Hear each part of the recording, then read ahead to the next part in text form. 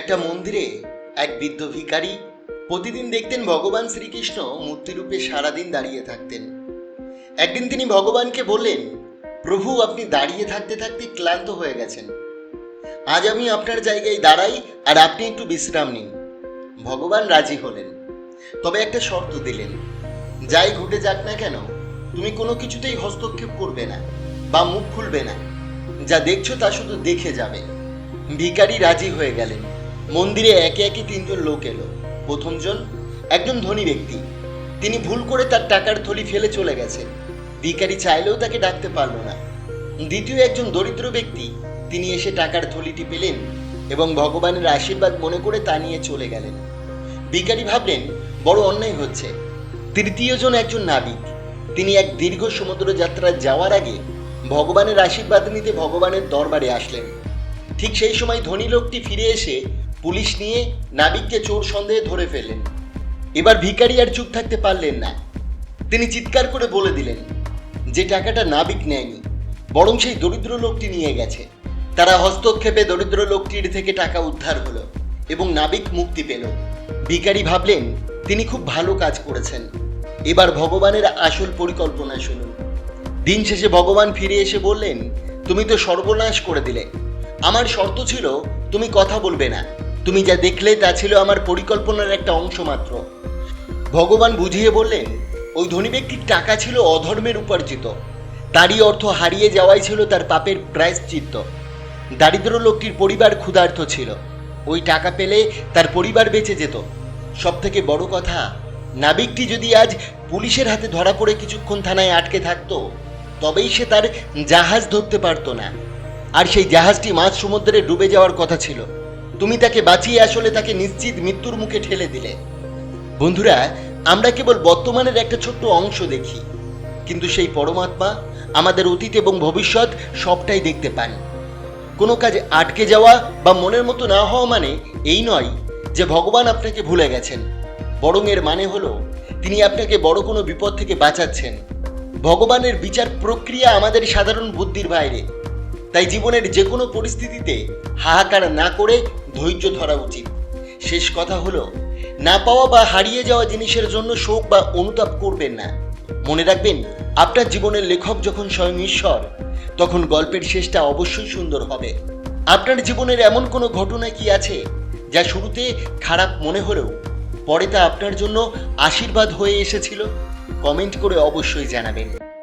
জীবনে অনেক সময় আমরা ভাবি, কেন আমার সঙ্গে এমন হলো, কেন আমি হারালাম, কেন ভগবান আমার কথা শুনলেন না। কিন্তু সত্য হলো, আমরা শুধু বর্তমানকে দেখি আর ভবিষ্যৎ দেখেন একমাত্র ঈশ্বর।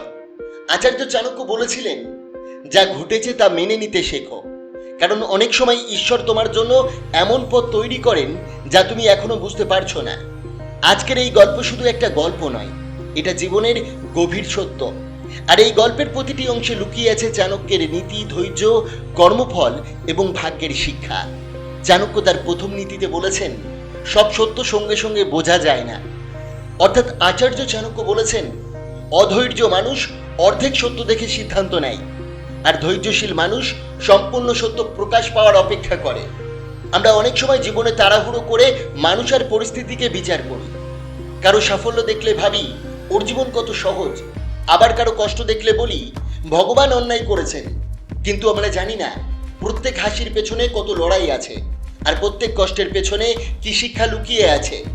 জীবনের সব সত্য একদিনে বোঝা যায় না, কিছু সত্য সময়ের সাথে ধীরে ধীরে প্রকাশ পায়। আজ যে ব্যর্থতা কষ্ট দিচ্ছে, হয়তো কাল সেটাই বড় সাফল্যের কারণ হবে।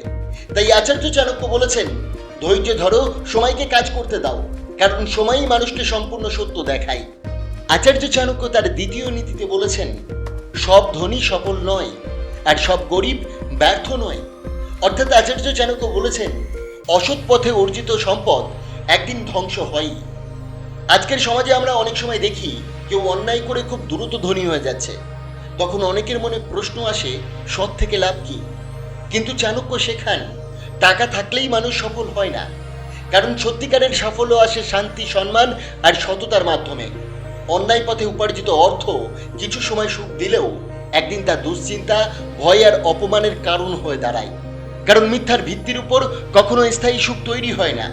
আবার অনেক গরিব মানুষ আছেন যারা কষ্টের মধ্যেও সৎ পথে চলেন। হয়তো তাদের কাছে অর্থ কম আছে, কিন্তু তাদের আত্মসম্মান আর মন পরিষ্কার। আর মনে রাখবেন, ঈশ্বর কখনো সৎ মানুষকে ভুলে যান না। সময় একটু দেরি করলেও সততার ফল একদিন অবশ্যই পাওয়া যায়।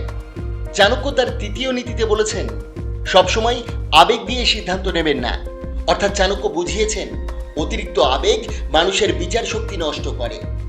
জীবনে অনেক সময় আমরা মুহূর্তের আবেগে এমন সিদ্ধান্ত নিয়ে ফেলি যার জন্য পরে আফসোস করতে হয়। কারণ তখন আমরা শুধু বর্তমানেই কষ্ট দেখি, ভবিষ্যতের ফল দেখতে পাই না।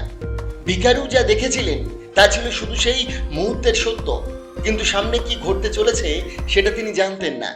আমরাও ঠিক এমন ভুল করি। রাগের মাথায় প্রিয় মানুষটিকে কষ্ট দিই, হতাশ হয়ে ভুল পথ বেছে নিই, আর ছোট সমস্যাকে জীবনের শেষ মনে করি। কিন্তু সময় পেরিয়ে গেলে বুঝতে পারি, একটু ধৈর্য ধরলেই, একটু শান্ত থাকলেই সবকিছু অন্যরকম হতে পারত। চাণক্য শেখান, সিদ্ধান্ত নেওয়ার আগে আবেগ নয়, বুদ্ধিকে কাজে লাগান। কারণ মুহূর্তের আবেগ অনেক সময় সারা জীবনের অনুতাপ হয়ে দাঁড়ায়। চাণক্য তার চতুর্থ নীতিতে বলেছেন, যা হারাচ্ছেন তা হয়তো আপনাকে বাঁচাচ্ছে। অর্থাৎ চাণক্য বুঝিয়েছেন, প্রতিটি ক্ষতির পিছনে লুকিয়ে থাকে নতুন পথের সূচনা। জীবনে সব হারানো আসলে ক্ষতি নয়। কিছু হারানো আমাদের ভুল পথ থেকে ফিরিয়ে আনে, আর কিছু বিচ্ছেদ ভবিষ্যতের বড় কষ্ট থেকে রক্ষা করে।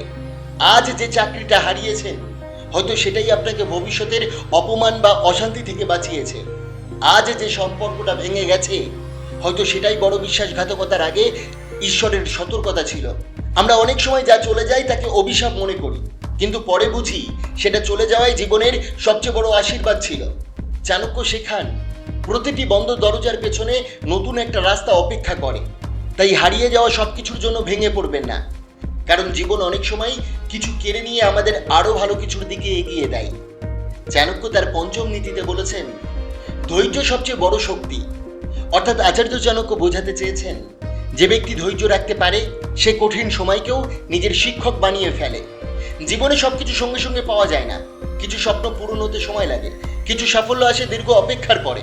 তাই আজ পরিস্থিতি কঠিন বলে হতাশ হবেন না, কারণ ধৈর্য হারিয়ে ফেললে মানুষ মাঝপথেই থেমে যায়, আর ধৈর্য ধরে রাখলে একদিন সেই মানুষই সফল হয়। বাঁশ গাছের কথাই ভাবুন, প্রথম কয়েক বছর বাইরে তেমন কিছু দেখা যায় না, কারণ তখন সে মাটির নিচে নিজের শিকড়কে শক্ত করছে। আর যখন সময় আসে, তখন খুব দ্রুত আকাশ ছুঁয়ে ফেলে। আপনার জীবনেও হয়তো এমন সেই শিকড় তৈরির সময় চলছে। আজকের পরিশ্রম, আজকের অপেক্ষা আর আজকের কষ্টই আগামী দিনের বড় সাফল্যের ভিত্তি তৈরি করছে। তাই নিজের সময়ের উপর বিশ্বাস রাখুন, কারণ ধৈর্যই মানুষকে ভাঙা অবস্থা থেকে সফলতার উচ্চতায় পৌঁছে দেয়। মনে রাখবেন, না পাওয়া মানেই ব্যর্থতা নয়, হারিয়ে যাওয়া মানেই শেষ নয়। অনেক সময় ভেঙে যাওয়াই নতুনভাবে গড়ে ওঠার শুরু।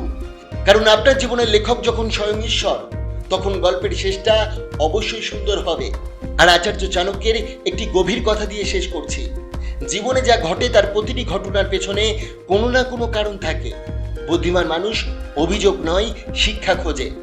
আপনার জীবনেও কি এমন কোনো ঘটনা ঘটেছে যা প্রথমে অভিশাপ মনে হলেও পরে আশীর্বাদ হয়ে এসেছে?